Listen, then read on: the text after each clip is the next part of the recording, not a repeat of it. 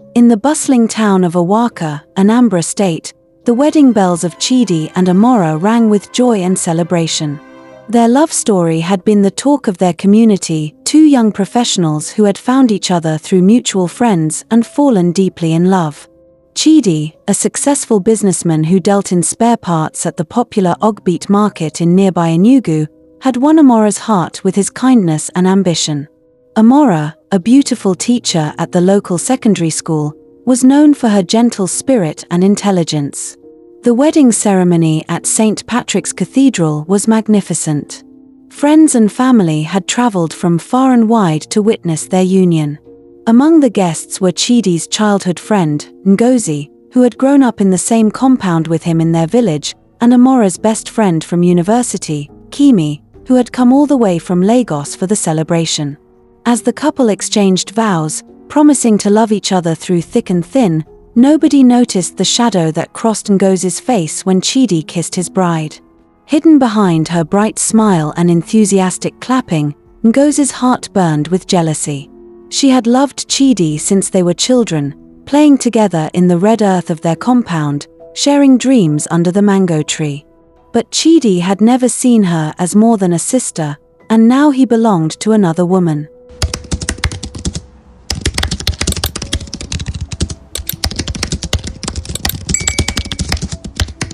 The reception was lavish, held at the prestigious Golden Tulip Hotel. Tables groaned under the weight of jollof rice, pounded yam with egusi soup, pepper soup, and all manner of delicacies. The DJ played the latest Afrobeats hits, and guests danced with abandon. During the gift presentation ceremony, well-wishers came forward with envelopes, household items, and beautiful packages wrapped in gold and silver paper. When it was Ngozi's turn, she approached the high table with a beautifully wrapped portrait-sized package. Her smile was radiant as she hugged both Chidi and Amara. "This is something very special for your new home," she announced into the microphone, her voice carrying across the hall. "May it bring you all the happiness you deserve." The crowd applauded as she placed the gift among the others. Chidi squeezed her hand gratefully. "Thank you, Ngozi. You've always been like a sister to me." If only he knew what lay beneath that beautiful wrapping paper. 3 weeks after their honeymoon in Dubai, Chidi and Amara settled into their new home in Independence Layout, Enugu. It was a beautiful 4-bedroom duplex that Chidi had been building for 2 years, dreaming of the day he would bring his wife home. On a sunny Saturday morning, they decided to unwrap their wedding gifts and arrange their new home. Amara was particularly excited about the portrait from Ngozi. "Let's see what your childhood friend got us," she said, carefully removing the golden wrapping paper. As the paper fell away, both Chidi and Amara gasped. It was indeed a portrait, but not the typical wedding photo they expected. Instead, it was a large, beautifully framed painting of Chidi and Ngozi together, painted in romantic tones that suggested they were lovers rather than friends. In the painting, Ngozi's hand rested possessively on Chidi's chest, while his arm was around her waist in an intimate embrace. What is this?" Amara's voice trembled with confusion and hurt. Chidi stared at the portrait in shock. "I don't understand. When did she even have this painted? And why would she paint us like this?" Amara's eyes filled with tears. "Like lovers, you mean? Chidi, what is going on? What is your relationship with this woman?" "Amara, I swear to you, there was never anything between Ngozi and me. We're just childhood friends. I don't know why she would do this." But the damage was done. The portrait stood between them like a third person in their marriage, and despite Chidi's protests of innocence, Amara couldn't shake the feeling that there was more to the story. "We should throw it away," Amara said finally. "No, wait," Chidi said, though he couldn't explain why. Something about the portrait seemed to draw his eyes back to it. Let's just put it in the storeroom for now. I'll talk to Ngozi about it." Against her better judgment, Amara agreed. They hung the portrait in their bedroom temporarily, planning to move it later. But somehow, later never came. Within a month of hanging the portrait, the troubles began. Chidi's business, which had been thriving for years, suddenly started experiencing problems. Customers who had been loyal for years began taking their business elsewhere. Suppliers demanded immediate payment for goods that had always been sold on credit. His bank account, once healthy, began to dwindle at an alarming rate. At home, things were no better. Chidi and Amara, who had rarely argued during their courtship, now found themselves fighting over the smallest things. The toilet seat left up became a 2-hour argument. A forgotten grocery item led to accusations of carelessness and lack of consideration. "It's like we're different people," Amara confided to her sister Nkairu during one of her visits. "We used to be so happy, so peaceful together. Now we can't even have breakfast without some kind of disagreement." Nkairu, a devout Christian who attended Mountain of Fire Ministries, frowned as she listened. "Sister, have you considered that there might be spiritual forces at work here? This sudden change, this constant fighting, it's not natural." But Amara wasn't ready to hear about spiritual warfare. She was a modern, educated woman who believed in practical solutions to practical problems. Amara discovered she was pregnant. For a brief moment, joy returned to their home. Chidi was overjoyed, already making plans for their child's future, talking about expanding the house to accommodate their growing family. But their happiness was short-lived. At 8 weeks, Amara miscarried. The doctor at the University of Nigeria Teaching Hospital could find no medical reason for the loss. She was young, healthy, and had no underlying conditions that would cause such a tragedy. The loss devastated both of them, but instead of drawing them together in their grief, it drove them further apart. Chidi threw himself into work, often not coming home until late at night. Amara withdrew into herself, spending hours staring at the wall, tears streaming down her face. It was during this dark period that Ngozi began to make her move. "I heard about the baby," she said when she called Chidi one evening. "I'm so sorry, my dear friend. You must be going through a lot." Chidi, grateful for someone who seemed to understand his pain, began confiding in Ngozi. He told her about the business troubles, the constant arguments with Amara, his feelings of failure as a husband and provider. "You know, Chidi," Ngozi said during one of their conversations, "I've always been here for you.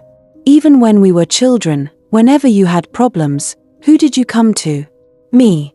I think Amara is just not strong enough to handle the pressures of marriage." Her words were like poison, slowly dripping into Chidi's mind, making him question his wife's character and their compatibility.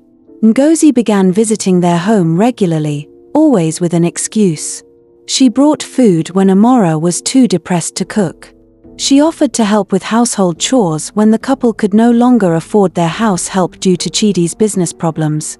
"She's so helpful," Chidi would say to Amara. "At least someone cares about what we're going through." But Amara could see what her husband could not. She noticed how Ngozi's hand would linger on Chidi's arm when she spoke to him. How she would find excuses to touch him, to stand close to him. How her eyes would light up whenever Amara left the room, giving her alone time with Chidi. "That woman wants my husband," Amara told Nkairu during one of their phone conversations. "Then fight for him," Nkairu replied. "But first, you need to deal with whatever is causing all these problems in your home. I'm telling you, sister, this is not natural. Come with me to see our pastor. Let him pray with you." But Amara's pride kept her from accepting help. She was educated, sophisticated. What would people think if word got out that she was consulting pastors about marriage problems? A year into their marriage, with no children and mounting problems, Chidi's family began to pressure him. His mother, Mama Chidi, started making pointed comments during family gatherings. "My son, your father and I had 5 children by the time we had been married for 1 year," she would say, loud enough for Amara to hear. "A woman who cannot give her husband children, what is her purpose?" Chidi's uncle, a traditionalist who had never approved of the modern love marriage, was more direct. "Chidi, you know our family has always been blessed with children. If this woman cannot give you a child, perhaps it's time to consider taking a second wife. Don't let the family name die because of one barren woman. These conversations always took place when Amara was present, humiliating her and driving a deeper wedge between her and Chidi. And somehow, Ngozi always seemed to be present during these family meetings, offering comfort to Chidi when his wife would inevitably leave the room in tears. "Don't mind them," Ngozi would whisper to Chidi. "You know I understand you better than anyone. If only you had married someone who truly knows your heart." 2 years into their marriage, Amara had suffered 3 miscarriages, Chidi's business had collapsed completely, and their once beautiful home was in danger of being repossessed by the bank. Chidi had begun staying out late, and Amara suspected he was having an affair with Ngozi. It was Nkairu who finally convinced Amara to seek spiritual help. "Sister, look at your life. Look at what has become of your marriage. This is not the plan God has for you. Come with me to church. Let Pastor Samuel pray with you. What do you have to lose?" Desperate and at the end of her rope, Amara finally agreed. Pastor Samuel was a middle-aged man with kind eyes and a gentle spirit. He led the deliverance ministry at Gloryland Gospel Church in Enugu. When Amara walked into his office with Nkairu, he took one look at her and nodded knowingly. "Sister, sit down. The Lord has been showing me things about your situation even before you arrived." Amara sat, skeptical but desperate enough to listen. "There is a portrait in your home," Pastor Samuel said without preamble. "A painting that was given to you as a gift. This portrait is the source of all your troubles." Amara's mouth fell open. How could this man know about the portrait? "The person who gave you this gift," the pastor continued, "did not give it out of love. It was given out of jealousy, out of a desire to destroy your marriage and take your place. This portrait has been spiritually manipulated. It carries evil assignments against your home, your womb, your husband's prosperity, and your peace." Tears began to flow down Amara's face as the pastor continued. "Every night, as you sleep in the same room with this portrait, it releases negative energy into your marriage. It's like having the enemy sitting in your bedroom, speaking curses over your family.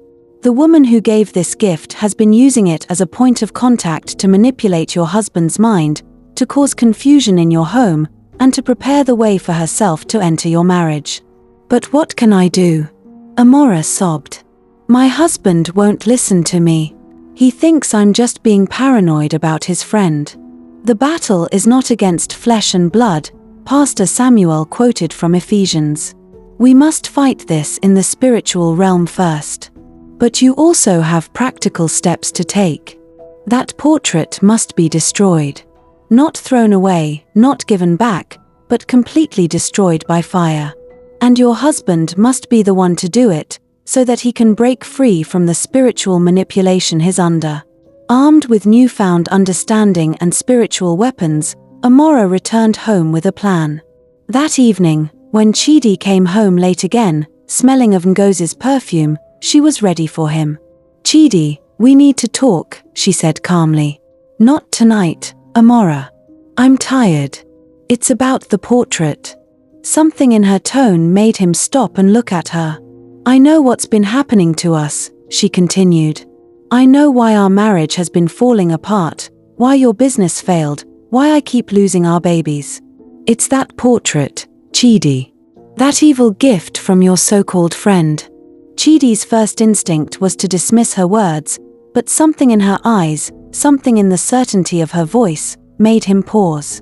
"Listen to yourself, Amara. You sound like those village people who blame everything on witchcraft." "Then explain to me," Amara said, standing up and facing him directly, "why everything was perfect until we hung that portrait. Explain why a woman who claims to be your friend would paint a romantic picture of herself with a married man and give it as a wedding gift. Explain why she's been coming to our home, touching you, trying to replace me in my own house." For the first time in months, Chidi really looked at his wife. He saw the pain in her eyes, the weight she had lost, the shadow of the vibrant woman he had married. "And explain this," Amara continued, pulling out her phone. Explain why your friend has been posting pictures on social media of the food she cooks for you, calling herself wifey material and talking about how some women don't know how to take care of their husbands. She showed him Ngozi's Facebook posts, and Chidi's eyes widened in shock. There were indeed photos of meals she had brought to their house, with captions that suggested intimacy and ownership. Photos of her and Chidi together, some from their childhood but others recent, all posted with suggestive captions about true love and patience. I didn't know she was posting these things, Chidi stammered. Of course you didn't. Because you've been blinded, my husband. We both have. But I've found help, and now I can see clearly. That night, for the first time in months, Chidi and Amara talked honestly about their marriage, their problems, and the strange coincidences that had plagued them since their wedding. As they talked, Chidi began to see the pattern that Amara had described. What do you want me to do? He asked finally. We need to destroy that portrait. Tonight. Burn it completely. Chidi looked toward their bedroom, where the portrait hung on the wall. Strangely, he realized he had been reluctant to move it, even though he had promised Amara they would relocate it. It was as if some invisible force had prevented him from taking it down. Together, they went to the bedroom. As they stood before the portrait, both of them felt an inexplicable heaviness in the air. The painted figures seemed to stare back at them with malevolent eyes. I can't believe I'm saying this, Chidi said, but there's something wrong with this picture. I feel it now. With determination, he lifted the portrait from the wall.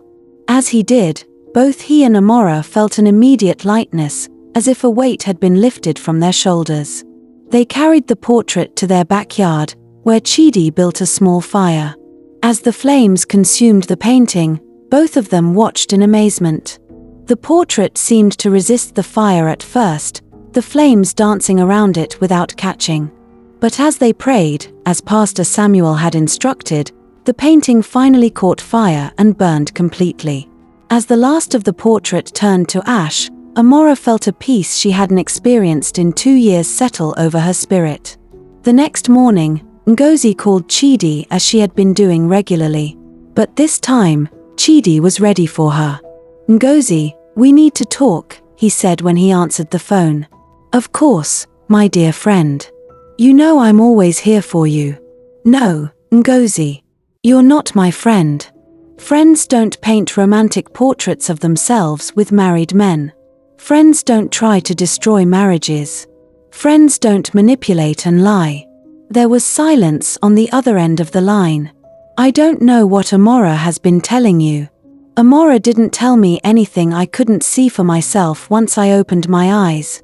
The portrait you gave us, the constant visits, the way you've been trying to turn me against my wife. Did you really think I wouldn't figure it out? Chidi, you're making a mistake. That woman doesn't understand you like I do. We have history, we have nothing. Chidi cut her off. We never had anything. You were my friend, and I trusted you, but you betrayed that trust. You tried to destroy my marriage because of your own selfish desires. You'll regret this, Ngozi said, her voice now cold and threatening. You'll come back to me when that marriage fails completely. My marriage will not fail.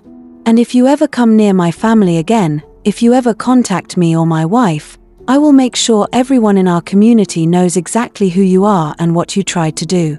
Chidi hung up the phone and blocked Ngozi's number. It was the last time he would ever speak to her. With the evil portrait destroyed and Ngozi out of their lives, Chidi and Amara's marriage began to heal. It wasn't immediate, the wounds were deep, and trust had to be rebuilt. But day by day, the love they had shared during their courtship began to return. Chidi's business, too, began to recover. Customers who had mysteriously disappeared started returning. New opportunities presented themselves. Within 6 months, he was able to catch up on their mortgage payments and begin rebuilding his spare parts business. Most importantly, Amara became pregnant again. This time, the pregnancy was healthy and strong. Pastor Samuel prayed with them regularly, and their church family surrounded them with support and love. "I can't believe how foolish I was," Chidi said to Amara one evening as they sat in their living room, her hand on her growing belly. "I almost lost you because I was too blind to see what was happening." "We were both under attack," Amara replied. "But God is faithful. He showed us the truth and gave us the strength to fight back." 9 months later, they welcomed their first child, a beautiful baby boy they named Ngozi, God blesses. 2 years later, twin girls followed, and then another boy. 5 years after their wedding, Chidi and Amara's marriage was stronger than ever. Their children were healthy and beautiful, Chidi's business was thriving, and they had become pillars in their church community, helping other couples who faced similar spiritual attacks on their marriages. One day, they heard through mutual friends that Ngozi had moved to Abuja, where she continued to struggle with relationships, unable to maintain any long-term commitment.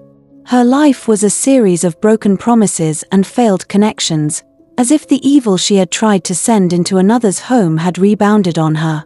"I feel sorry for her," Amara said when they heard the news. "She chose her path," Chidi replied. "But we can pray for her, that she finds peace and repentance." They had learned that evil gifts, whether given out of jealousy, hatred, or manipulation, carry spiritual consequences.